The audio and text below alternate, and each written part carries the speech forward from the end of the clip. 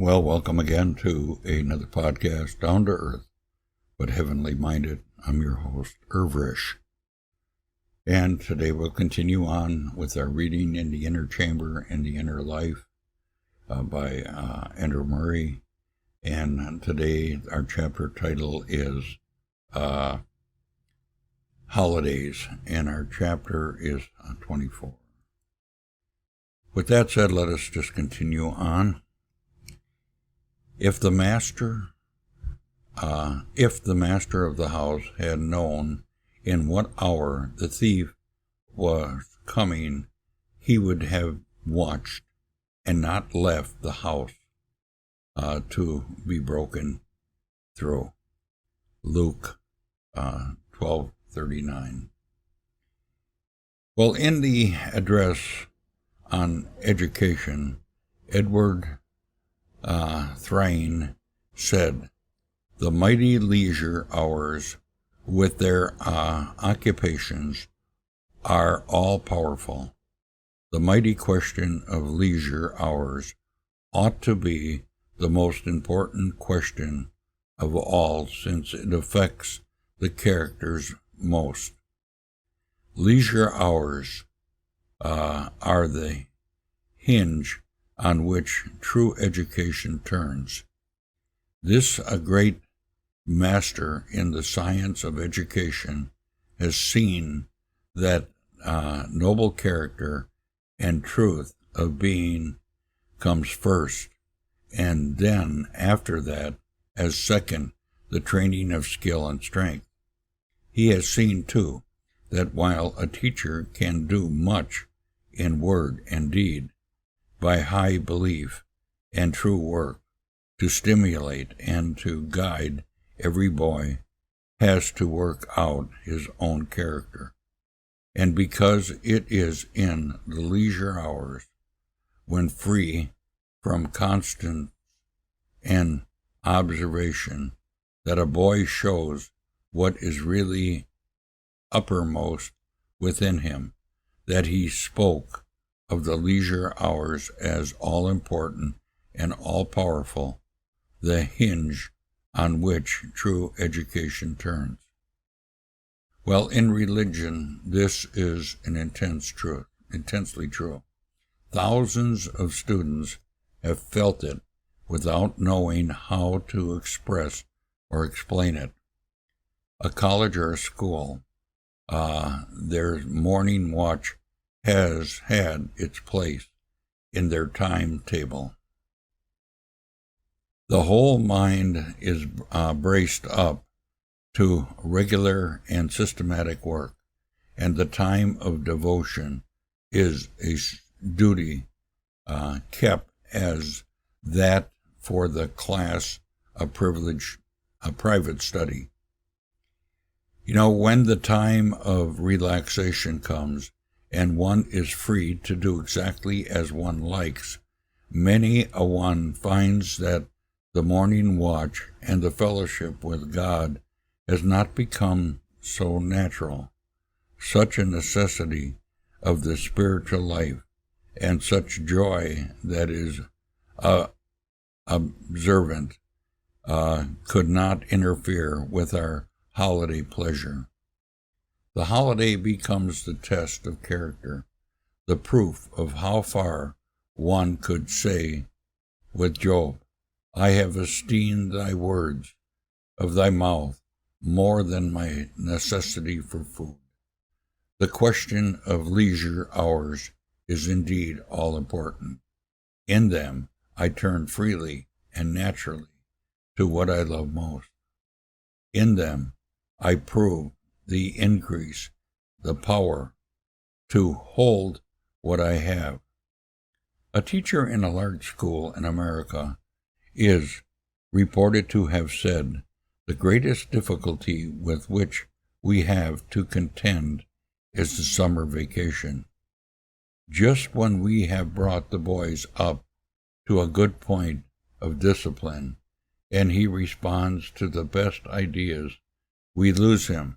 When he comes back in the autumn, we have to begin and do it all over. The summer holiday simply demoralized him.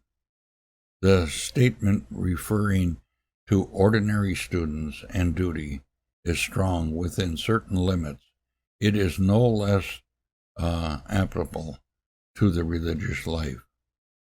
The sudden relaxation of regular habits and the sublime thoughts that perfect liberty to do as one likes means perfect happiness, throwing many a young student back on his Christian life. There is no point at which it is more needful that older and more experienced members of the students as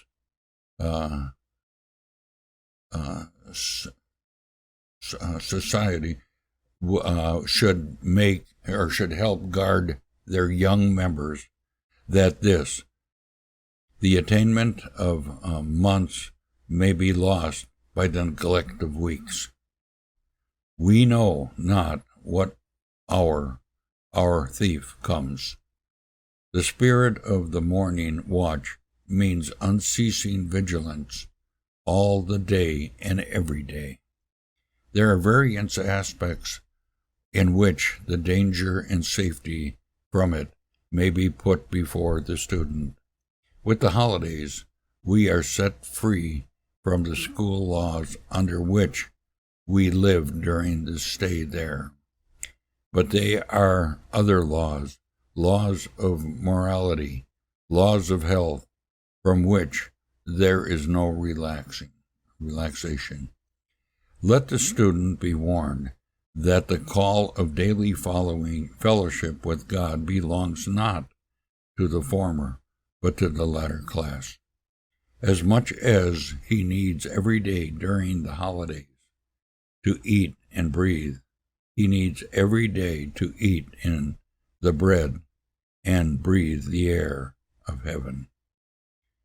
Make it clear that the morning watch is not only a duty, but an unspeakable privilege and pleasure. Fellowship with God, abiding in Christ's love, the Word and the meditation on it all the day, to the new nature that things are life and strength and health and gladness. Look upon them in the light, believing in the power of the new nature within and act on it. Though you do not feel it, it will come true. Count it a joy, and it will become a joy to you. Above all, realize that the world is needing you to depend on you to be its light. Christ is waiting for you as a member of his body day by day to do his service, his saving work through you. Neither he nor the world nor you can afford to lose a single day. God has created and redeemed you, that through you he may be unceasingly as though the sun. He lightens the world. Let his light of life and love shine out upon you. You need him every day anew, and to be communication with the fountain of all light. Do not think of asking for a holiday relief from the intercourse. Still less take it. Prize it. Prize the holiday for a special time to give you to study what lies outside your ordinary Bible study courses.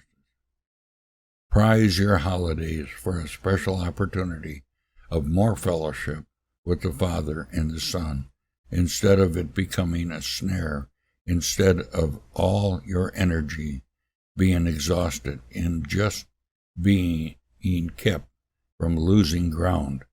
Prize the holiday as a blessed time for grace and victory over self and the world, of great increase of grace and strength, of being blessed and made a blessing. And that ends the reading for today, and we'll see you the next time. Bye for now.